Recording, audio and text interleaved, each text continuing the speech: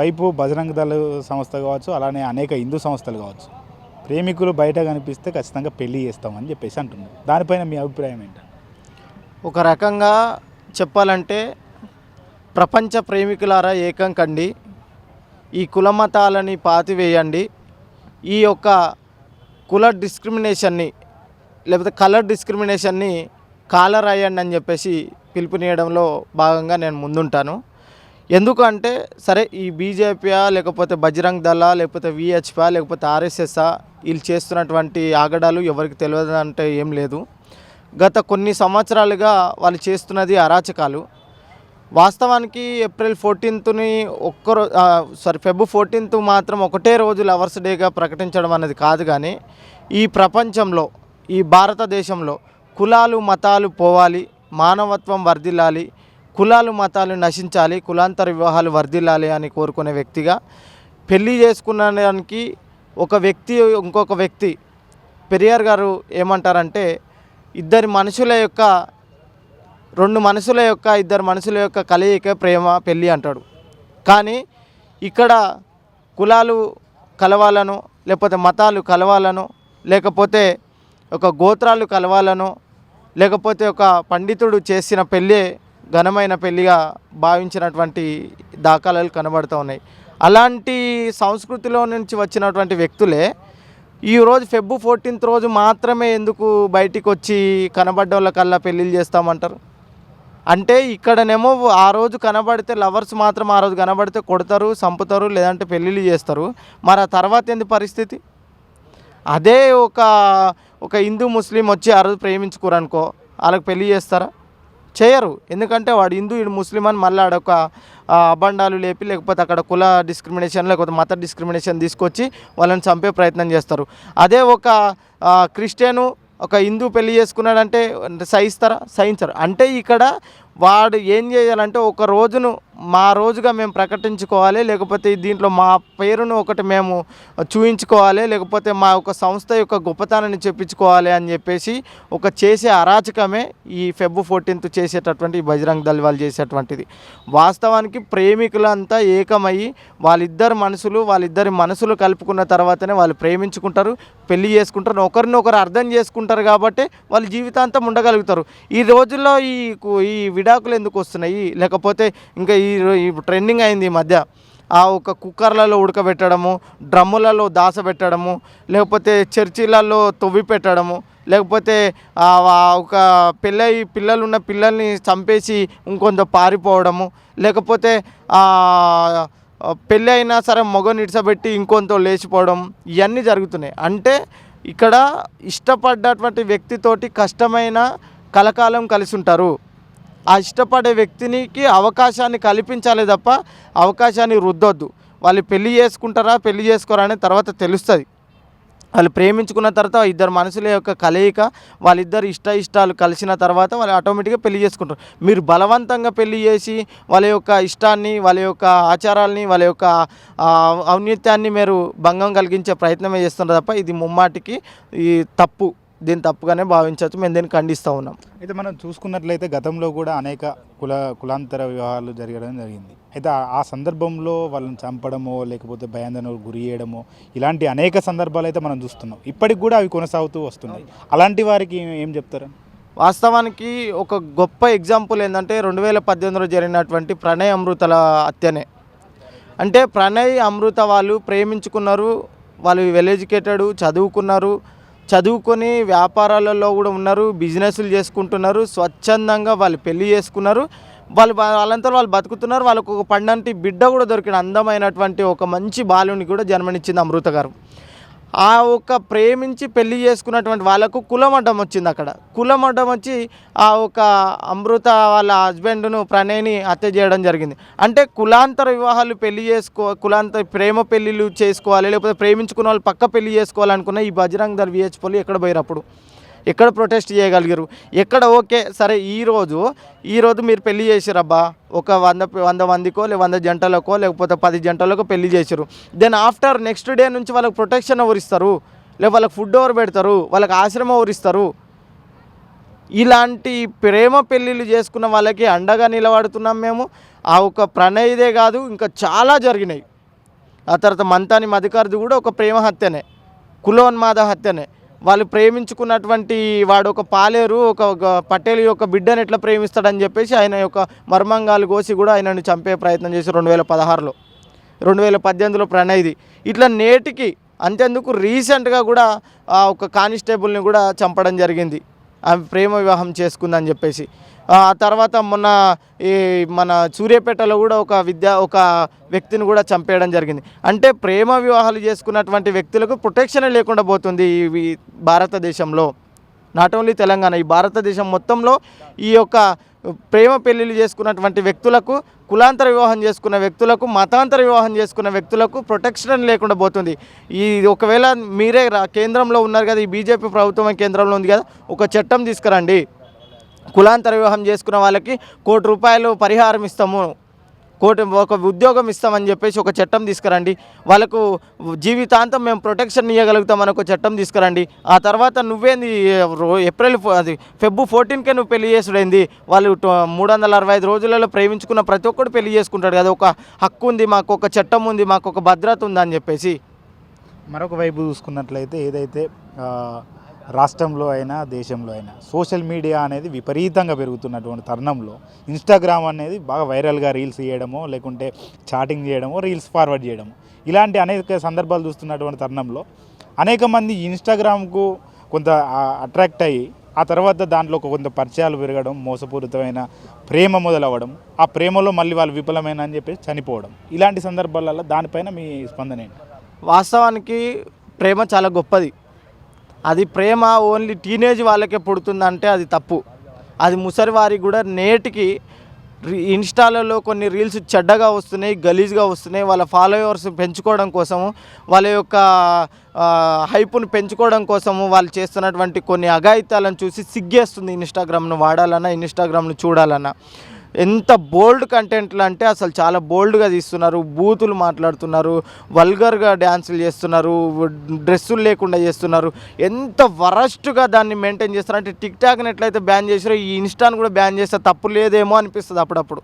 అంటే మంచి ఉంది అలా లేదని చెప్పట్లేదు, టాలెంట్ ఉన్న వాళ్ళు దాంట్లోకి బయటకు వస్తారు. టిక్టాక్ ఉన్నప్పుడు ఎంతోమంది ఇంటికాడ కూర్చున్నటువంటి, కరోనాలో ఇంటికాడ కూర్చున్నప్పుడు ఎంతోమంది టాలెంట్ పరులు ఈరోజు యూట్యూబ్లలో లేకపోతే సెలబ్రిటీలు అయినటువంటి దాఖలాలు కూడా మనం చూసినాం. ఈ ఇన్స్టాలో కూడా మంచిని వాడుకున్న వాళ్ళకి చాలామంది ఉన్నారు, మంచి కంటే చెడునే ఎక్కువ వాడుతున్నారు. ఆ చెడు వాడుకొని చేస్తున్నటువంటి వల్గర్కి మనము నెగిటివ్గా ఉంటాము. వాటిని మనం బ్యాన్ చేసినా తప్పు లేదు, వల్గారిటీని వాళ్ళు రిమూవ్ చేయాలని కోరుకుంటాం. అట్లాగే ప్రేమను సరే ఇష్టపడ్డ వాళ్ళని చాటింగ్ చేసుకుంటారు, ఒక్క చేతితోటి ఈ చప్పట్లు ఎక్కడో జరగవు, రెండు చేతులు కలిస్తేనే చప్పట్లు జరుగుతాయి. అలాగే ఇద్దరు వ్యక్తుల యొక్క మనసులు కలిసినప్పుడు, ఇద్దరు వ్యక్తుల యొక్క ఆలోచనలు కలిసినప్పుడు వాళ్ళిద్దరు ఒకటైతారు కాదంటలేను. కానీ పెళ్ళైన తర్వాత కూడా ఇంకొకరికి అవకాశం ఇచ్చడం మాత్రం తప్పు.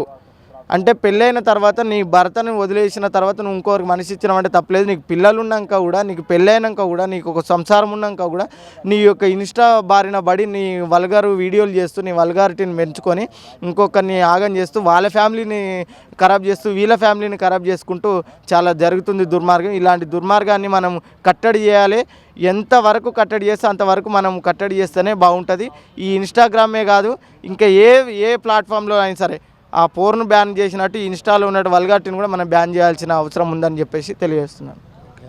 ఓకేనా. మనం మళ్ళీ ఇంకోటి చూసుకున్నట్లయితే ప్రేమ అనేది ఒకవైపు, ఆ ప్రేమ అనేది ప్రకృతిలో కూడా ఉంటుంది. ప్రకృతి అంటేనే మొత్తం విశాలంగా ఇది, అంటే ప్రేమ అనేది ప్రకృతిలో ఉంటుంది. అయితే ఒకవైపు దేశంలో బీజేపీ ప్రభుత్వం ఆ ప్రకృతినే లేకుండా అడవి సంపదను, ఏదైతే అడవిలో ఉన్నటువంటి నక్సలైట్లను కూడా చంపుతున్నటువంటి సందర్భాలు ఉన్నాయి. ఇప్పటికి అనేక మందిని ఖాళీ చేశారు, కొంత డెడ్ అయిన పెట్టారు, కొంత ఇప్పటి వరకు ఉన్నటువంటి వారిని అందరినీ వెతికే పనిలో అయితే ఉన్నారు, చాలామంది సరెండర్ అయ్యారు. దాన్ని ఎట్లా చూస్తారన్న బీజేపీ, ఇటు బజరంగ దళ్ కావచ్చు, అటు పైన బీజేపీ కావచ్చు, దీన్ని ఎట్లా భావిస్తున్నారు? వాస్తవానికి ఈ ప్రపంచంలో బతికేట అందరికీ అవకాశం ఉంది. ఎస్పెషల్లీ మన భారతదేశంలో జీవించే హక్కు భారత రాజ్యాంగం మనకు స్పష్టంగా ఇచ్చింది. ఆ జీవించే హక్కులో భాగంగానే అందరూ జీవిస్తున్నారు. అది దున్నుకున్నందే భూమి అని చెప్పేసి, అలాగే ఈ అడవిలో బతకడానికి వాళ్ళకి అవకాశం భారత రాజ్యాంగం కల్పించింది. వాళ్ళు బతుకుతున్నారు. వీళ్ళు ఎస్టీలు కావచ్చు, గోండులు కావచ్చు, లంబడీస్ కావచ్చు, ఇంకెవరైనా సరే. అదేవిధంగా ఈ నాగరికతకు దూరంగా ఉండి ఆ ఒక అడవిలో బతుకుతున్నటువంటి జీవులకు వాళ్ళు ఇప్పుడు ఎవరైనా సరే ఒక రోడ్డు మీద వెళ్ళేటప్పుడు కుక్క అడ్డం వస్తే కుక్కను రాయితో కట్టెతోటో కొడతారు. అదే అడవిలో బతుకుతున్నారు కాబట్టి అడవిలో సింహాలు ఏమైనా వస్తాయని వాళ్ళు కొన్ని ఆయుధాలు పట్టుకొని ఉన్నారు. ఆ అడవిలోకి వాళ్ళ జీవనాన్నే కాలరాస్తూ వాళ్ళ బతుకునే కాలరాస్తూ వీళ్ళ యొక్క ఔన్నిత్యాన్ని కోల్పోవడానికి వాళ్ళ యొక్క జీవనాన్ని కోల్పోవడానికి చేస్తున్నటువంటి వికృత చేష్టలను మానుకోవాలని అన్నలలోకి పోయినటువంటి వ్యక్తులు చాలామంది ఉన్నారు. అంటే అడవిని కాపాడుకుంటే ఒక అమ్మను కాపాడుకున్నట్టు, ఆ అడవి అమ్మ లేకపోతే ఆ అమ్మే లేకపోతే మనకి చక్కటి గాలి ఎడుకడి వస్తుంది, ఈ వాతావరణం ఈ యొక్క ఆరోగ్యం ఏడు ఉంటుంది. రీసెంట్గా మన ఇక్కడ వికారాబాద్లో కూడా చెట్లను నరికేసే ప్రయత్నం చేస్తే కూడా వాటిని అడ్డుకోవడానికి మనం ప్రోగ్రామ్స్ చేసినాం. ఈరోజు ఈ బీజేపీ ప్రభుత్వం చేస్తున్నటువంటి ఆగడాలు ఒకటి, ఆదానికి అంబానికి ఈ యొక్క సంపదని అమ్మడానికి లేకపోతే కట్టపెట్టడానికి చేస్తున్నటువంటిదే ఈ యొక్క నక్సలైట్లను నిర్మూలించడం. వాళ్ళు ఈ దేశాన్ని నాశనం చేసే వ్యక్తులు కాదు, దేశాన్ని కాపాడే వ్యక్తులు. వాళ్ళ దేశంలో ఉన్నటువంటి దృఢమైనటువంటి సంకల్పంతో దేశాన్ని కాపాడే నిజమైన సోల్జర్స్ వాళ్ళు. వాళ్ళని అంతం చేయడం కాదు.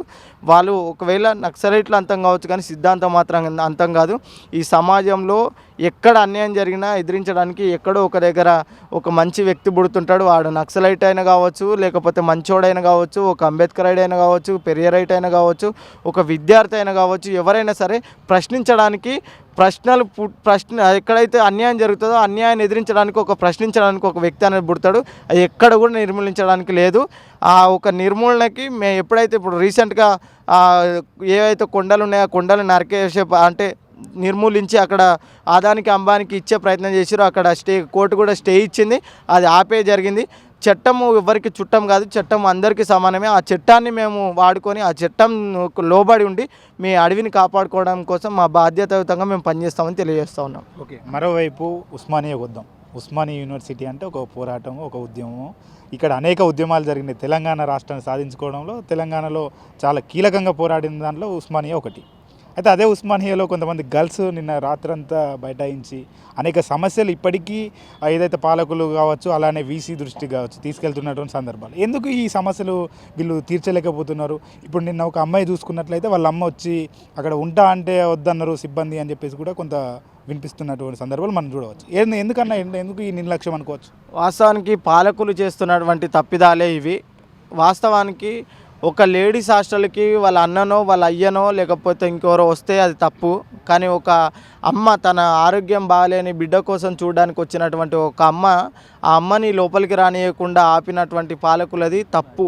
అది ముమ్మాటికి తప్పే. ఎవరు చేసినా ఇది ఉస్మానియా యూనివర్సిటీలో జరిగిన తప్పే, లేకపోతే ఇంకొక దగ్గర జరిగిన తెలంగాణలో జరిగిన ఆంధ్రప్రదేశ్లో జరిగినా లేకపోతే భారతదేశంలో జరిగిన ఎక్కడైనా తప్పే. లేడీస్ హాస్టల్లోకి లేడీస్ మాత్రమే అలౌడ్ చేయాలి, బాయ్స్ హాస్టల్కి బాయ్స్ మాత్రమే అలౌడ్ చేయాలి. ఎందుకంటే ఈ రోజులు బాగాలేవు. సరే తన చెల్లె కోసము అన్న వచ్చింది అనుకో, ఆ చెల్లె మాత్రమే తనకి చెల్లె అవుతుంది, మిగతా వాళ్ళు కారుగా. మిగతా వాళ్ళ మీద చెడు దృష్టి చూసి వాళ్ళను ఏమైనా ఖరాబ్ చేసే అవకాశం ఉంటుంది, వాళ్ళ మీద ఏమైనా అఘాయిత్యం చేసే అవకాశం ఉంటుంది. కాబట్టి బాయ్స్ని ఎంటర్ చేయడానికి అవకాశం లేదు. కానీ సొంత తల్లి వచ్చినప్పుడు అదే రాత్రి వచ్చింది, మరి ఏడ పండుకుంటుంది తల్లి? ఏ రోడ్డు మీద పండుకుంటుంది? ఈరోజు కుక్కలకైనా సెక్యూరిటీ ఉంది, కానీ ఆడపిల్లకు ఒక ఆడ మనిషికి సెక్యూరిటీ లేకుండా పోయింది ఈ భారతదేశంలో. ఎందుకంటే మారణ మృగాల్లా మారినటువంటి మనుషుల చేతిలో ఎక్కడ చూసినా ఒక అమ్మ కాదు ఒక ముసలమ్మను కూడా కాపాడలేని పరిస్థితిలో ఉంది ఈ లా అండ్ ఆర్డర్. ఎందుకంటే గంజాయి మత్తులో ఉన్నారు పిల్లలు, ఆ తర్వాత మందు తాగుతున్నారు, తర్వాత ఈ అత్యాచారాలు లెక్క జరుగుతున్నాయి. ఆమె ఒక బాధ్యత, అలా బిడ్డని చూసుకోవాల్సిన బాధ్యత. చూసిపోవడానికి వచ్చినటువంటి ఒక బిడ్డ కోసము హాస్టల్కి పంపిస్తే తప్పేముంది? అట్లా అంటే ఇప్పుడు ఫ్యాకల్టీ లేదు.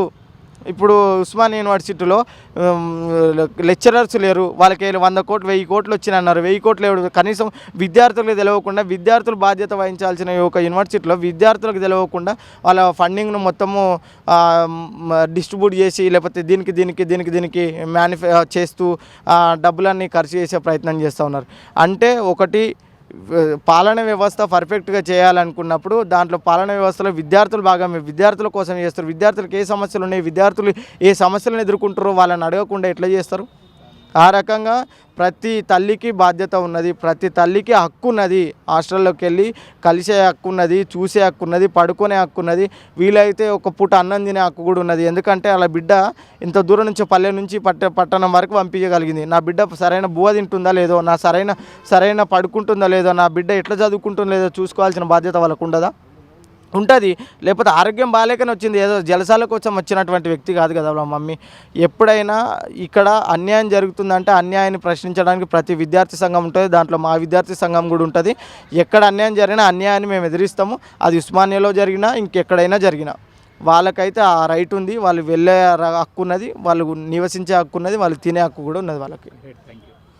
చూసారు కదా ఏదైతే వేదాంత్ మౌర్య మాట్లాడుతూ ప్రేమికులారా ఏకంగా అండి కుల వ్యవస్థలని కూల్చండి, ఏదైతే ప్రేమికులందరూ కులాంతర వివాహాలు చేసుకొని కులాన్ని నశించాలని చెప్పేసి కూడా ఏదైతే ఎస్ఎస్ఎఫ్ రాష్ట్ర అధ్యక్షులు అయితే మనతో చెప్పడం జరిగింది. మరొక వైపు చూసినట్లయితే పాలకులు మారుతున్నారు, అలానే ఏదైతే అధికారంలో పాలకులు రకరకాలుగా మారుతున్నప్పటికీ కూడా ఇక్కడ సమస్యలు తీర్చడం లేదు, మా సమస్యలను పరిష్కరించాలని చెప్పేసి కూడా కొంత కోరడం అయితే జరిగింది. చూస్తూనే ఉండండి 4 Sides TV.